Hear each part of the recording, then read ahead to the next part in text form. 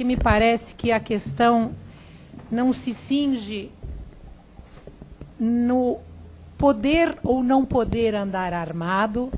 Me parece que a questão não se cinge ao fato da população civil dever ou não dever andar armada, se podemos ou não tolerar o porte de arma em algumas determinadas situações. Mas me parece que a pergunta que deve ser feita para que se mude o raciocínio e a cultura que versa em torno desse tema é: por que é que nós pensamos em andar armados e por que é que deveríamos andar armados? Me parece que o problema ele é anterior ao que se coloca. E eu vou explicar por quê. Nós temos, hoje em dia, 16 milhões de armas no nosso país, metade delas ilegais.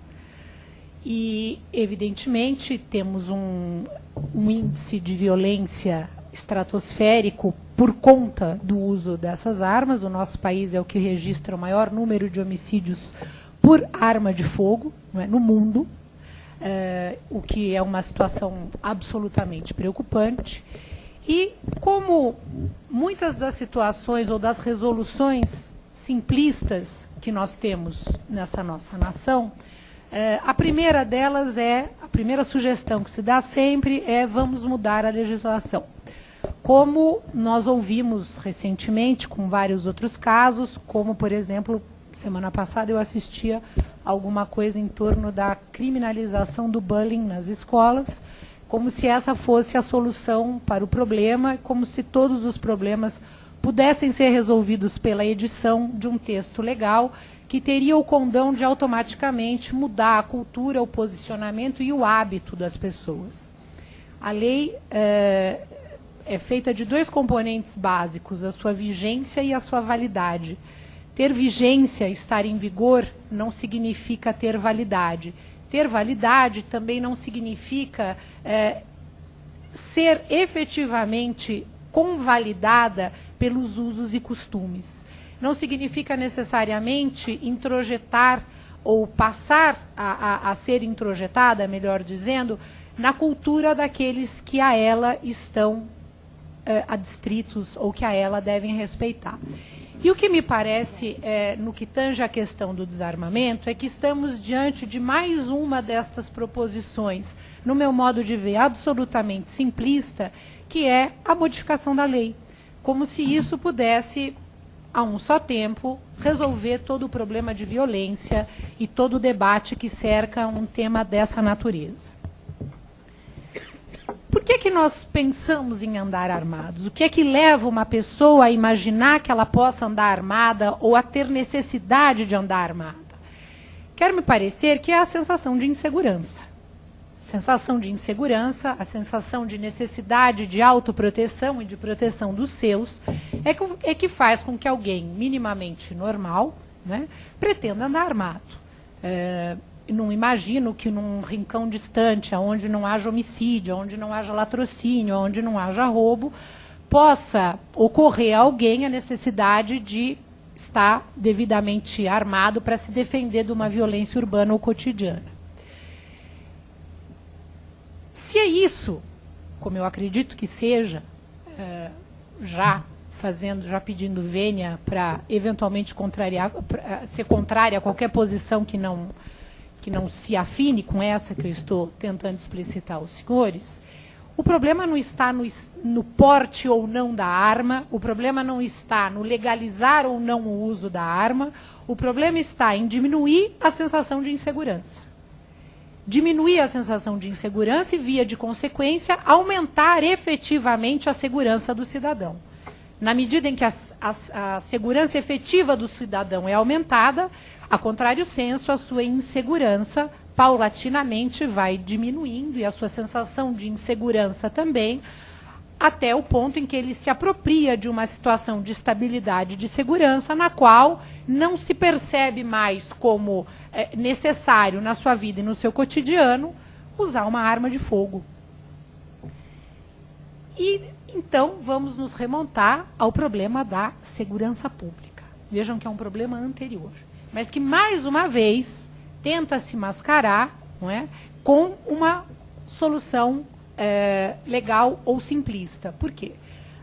Assim como essa, nós tentamos mascarar também o problema da segurança pública com a construção de presídios, né? Nós somos um país que constrói muito mais presídios do que escolas. De 94 para cá, eu tive o cuidado de olhar recentemente, nós aumentamos vertiginosamente o número de presídios e diminuímos na mesma proporção o número de escolas construídas. Então vejam que o cerne da questão, ele não é diretamente atacado. O que é atacado, uma vez mais, é a consequência do problema, não é? E não o problema em si. Então, o problema insegurança, o problema criminalidade, eu resolvo construindo presídio e fazendo uma nova lei, um outro plebiscito, como bem citou aqui o nosso presidente, gastando fortunas, que não dispomos para esse fim, para tentar dar uma roupagem de legalidade e de solução a um problema que não vai se resolver dessa forma. Vai se resolver, sim, com a redução da criminalidade. Redução da criminalidade que reduz a insegurança, redução da insegurança que reduz a sensação de necessidade de ser portador de uma arma. E aí nós vamos chegar ao meu tema de predileção, que é o tema da prevenção da criminalidade. Eu tenho tido a sensação, Dri, que todos os temas de segurança pública acabam resvalando sempre no problema da prevenção da criminalidade. Sempre naquilo que nós deixamos de fazer antes que o problema eventualmente venha a acontecer. E aí o problema acontece, nós não conseguimos solucionar o problema efetivamente e começamos a mascará-lo com pretensas soluções, fictícias todas elas, porque o problema continua ali. E o problema da segurança e o problema da criminalidade vai ser resolvido quando nós conseguirmos pensar em mecanismos que nos levem a parar de sermos vítimas dessa criminalidade. E os mecanismos que vão nos levar a não sermos vítimas de criminalidade são exatamente os mecanismos que previnem a criminalidade. Não é? São aqueles que fazem com que ninguém precise ser vítima, porque a criminalidade está em níveis toleráveis, suportáveis, a ponto da sensação de insegurança ter efetivamente diminuído. Feita essa premissa, é claro que nós temos algumas situações pontuais que nos levam a defender, e eu tenho a impressão que nós teremos aqui tempos, fala-se num primeiro momento e depois se retoma, não é isso? Ou cada um volta depois, doutor Humberto? Um pedacinho, como é que... Tá, não, só para eu saber quanto tempo eu falo. Ok, era isso que eu queria entender, a dinâmica. Bom, feitas essas considerações, que são endêmicas, não é? Que nós, na verdade, teríamos que nos preocupar muito mais com elas do que teríamos que nos preocupar com a questão que nos é colocada, até porque essa questão não irá resolver o problema. Não é? Os senhores leram a Folha de ontem ou de anteontem, uma pessoa vai ao Paraguai, compra uma arma por R$50, passa a ponte da amizade, está no Brasil, e é óbvio que não será o texto legal que vai impedir esse tipo de situação. Não é? Se o texto legal tivesse o condão de diminuir todo tipo de criminalidade, o Código Penal já seria letra morta e os presídios já estariam todos fechados. É evidente que não é essa a solução do problema. Né? O que nós temos é um número cada vez maior de leis penais, extrapenais, etc. E o problema da criminalidade continua, a superlotação dos presídios é a maior prova de que essa inflação legislativa não soluciona absolutamente nada. Agora, feita essa premissa, que me parece ser a premissa básica de todo esse questionamento, resolvido por que devemos andar armados, não é? O que nos leva a ter essa sensação, também há que se considerar o segundo passo. Feita e respondida essa questão, devemos ou não andar armados? É legítimo que a população esteja armada? É legítimo, como se ouve por aí, que o cidadão honesto de bem esteja armado? Porque, por exemplo, nos Estados Unidos da América do Norte, todos podem ter uma arma? Essa é a questão mais corriqueira. Não é? E o exemplo dos Estados Unidos da América do Norte é citado como se culturalmente nós tivéssemos as mesmas raízes e a mesma razão de andar armado ou de querer andar armado que as pessoas que ali nasceram têm. Os americanos andam armados por questões totalmente diferentes daquelas que nos levariam a andar armados. Não é? A própria colonização levou os americanos a quererem andar armados porque vinham eles de perseguições políticas dentro da Europa, não é? Na verdade, a grande parte da colonização foi feita exatamente, não é?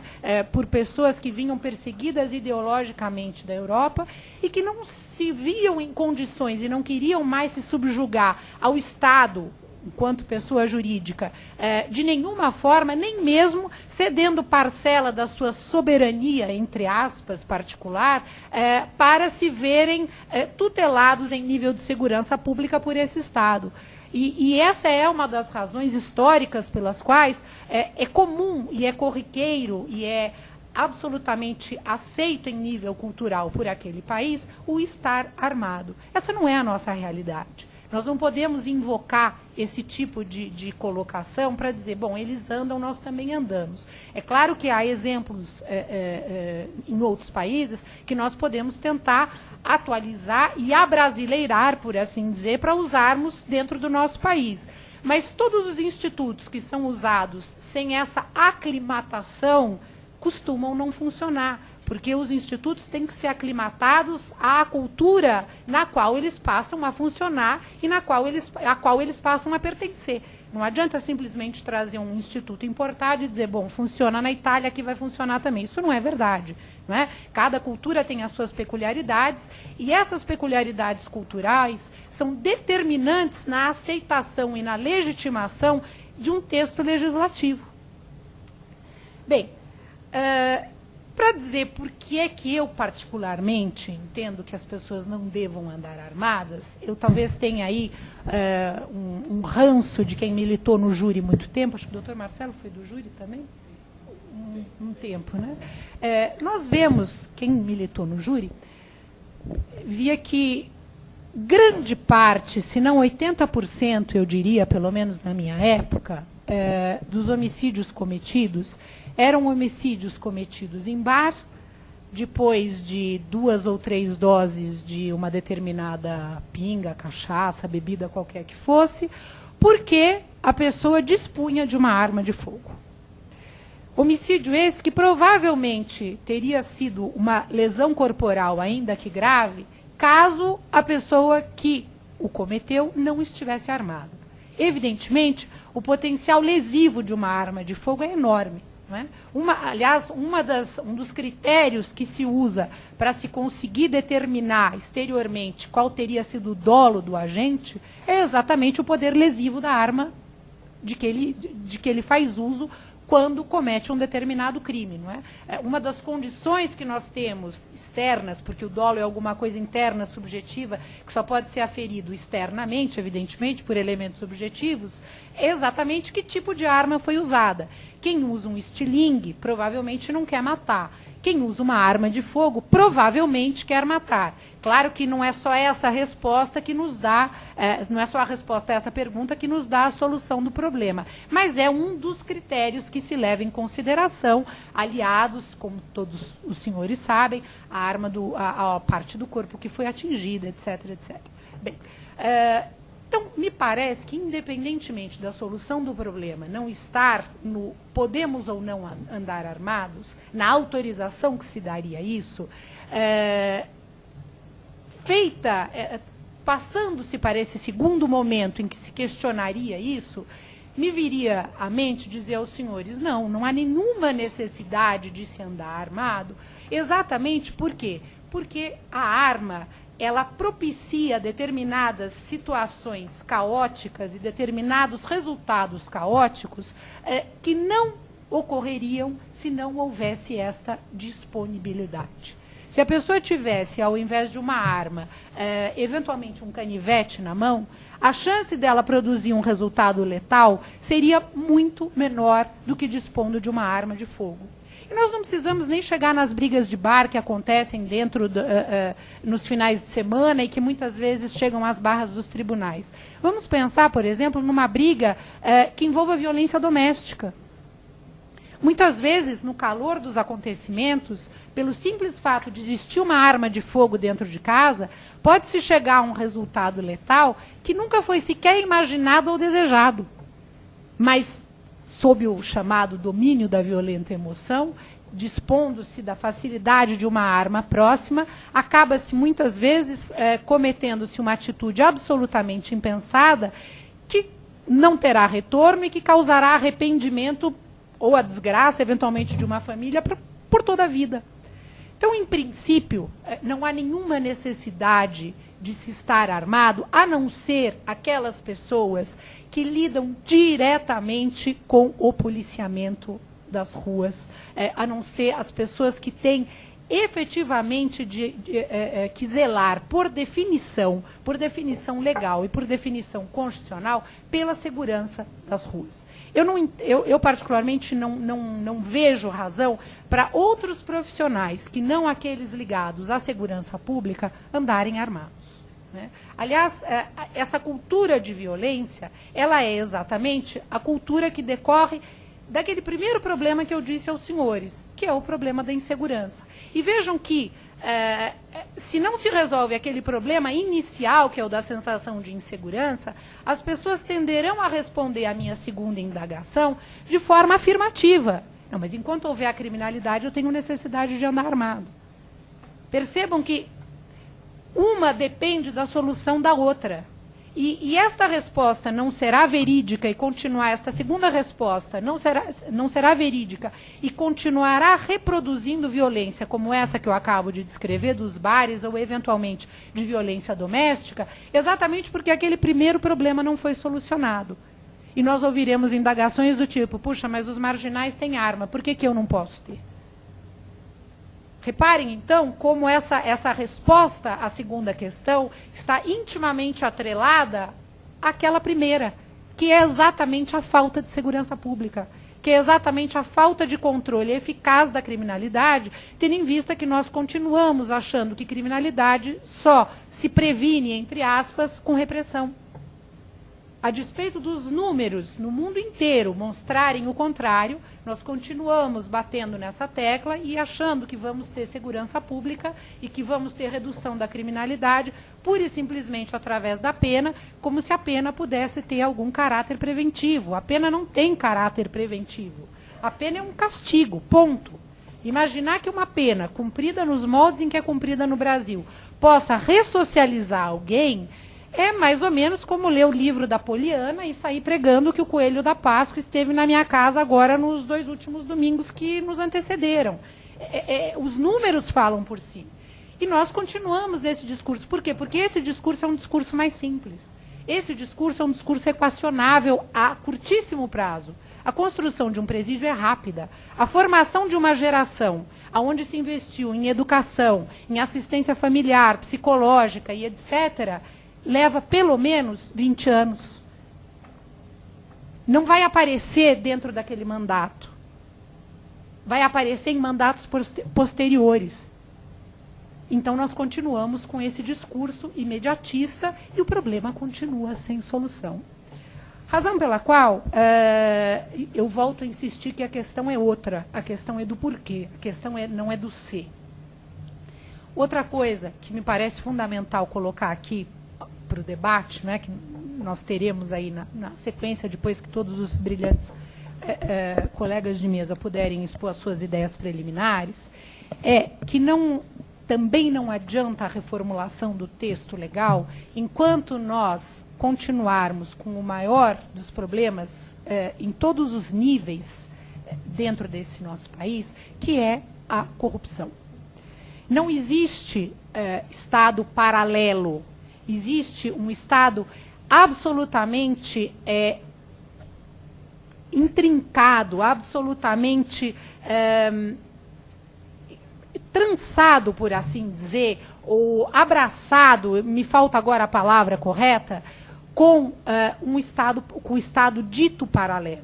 Existe um Estado oficial que, se não abraça através de alguns dos seus agentes, um Estado paralelo, esse Estado paralelo não tem força alguma, esse dito Estado paralelo, que na verdade paralelo não é não tem força alguma para conseguir o tipo de munição, não é? E para conseguir o tipo de operações gigantescas que nós vemos acontecendo, com o tipo de armamento proibido que se usa por determinadas facções criminosas.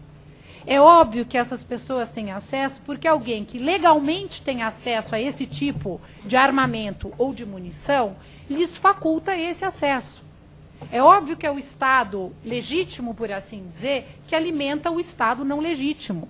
Não é possível de outra forma. Poderia haver uma ou outra exceção, mas não haveria na proporção, na grandeza que existe a ponto do próprio Estado, por assim dizer, ou chamado de legítimo, muitas vezes não ter condições de competir em armamento com o Estado que ele mesmo municia. E quem é que faz essa transposição? É o agente estatal corrupto, que existe em todas as áreas e não enfim, não é benefício, por assim dizer, ou não é privilégio, por assim também dizer, de qualquer órgão ou de qualquer instituição. Infelizmente, todas as instituições de direito posto, todas aquelas que compõem o establishment, são instituições feitas por seres humanos, falíveis por natureza, e alguns deles falíveis a ponto de se prestarem a alimentar um Estado paralelo que, evidentemente, eles deveriam estar combatendo. Então, os pontos a serem atacados, no meu modo de ver, não são estes pontos do vamos fazer o plebiscito, vamos proibir o porte de arma pura e simplesmente, não é? E assim nós teremos resolvido o problema. Os pontos a serem atacados, no meu modo de ver, são outros. São a efetiva prevenção da criminalidade, capaz, ela sim, de reduzir a criminalidade. Reduzindo essa criminalidade, reduzir a sensação de insegurança, e reduzindo a sensação de insegurança, diminuir aquela que parece ser uma necessidade do cidadão de andar armado. Outro ponto fundamental, a corrupção. Enquanto nós... Vejam que eu estou fazendo aqui propostas ambiciosas. Eu sei que são ambiciosas, mas quero crer, a essa altura da minha vida, a essa altura do campeonato, por assim dizer, que ou nós atacamos de frente estas questões que são, sim, ambiciosas, ou daqui a 20 anos nós estaremos aqui discutindo exatamente a mesma coisa e nada terá mudado, a não ser os níveis de criminalidade que terão aumentado e o número de presídios. E tudo continuará como está. Então, é claro, nós temos que continuar, de alguma forma, gerenciando o que já está posto. Não é? Eu não estou aqui pregando a abertura de todas as celas e que as pessoas se matem, não é absolutamente nada disso, mas nós temos que, paralelamente a isso, começar a investir numa nova política, numa nova visão de país que implique em prevenção da criminalidade e diminuição da corrupção. Enquanto esse Estado legítimo, por assim dizer, continuar alimentando o Estado paralelo, que dito paralelo e que de paralelo nada tem, não é? E nós não investirmos numa política de formação de novas gerações, para que as pessoas não precisem ter na criminalidade, eventualmente, uma opção de vida, nós não poderemos resolver o problema do desarmamento, nós não poderemos resolver o problema da criminalidade, nós não poderemos resolver nenhum dos problemas ligados ao direito penal. Essas são as minhas considerações iniciais. Eu vou devolver a palavra para o doutor Humberto, para depois nós podemos aí, através do debate, continuar algumas colocações acerca desse tema.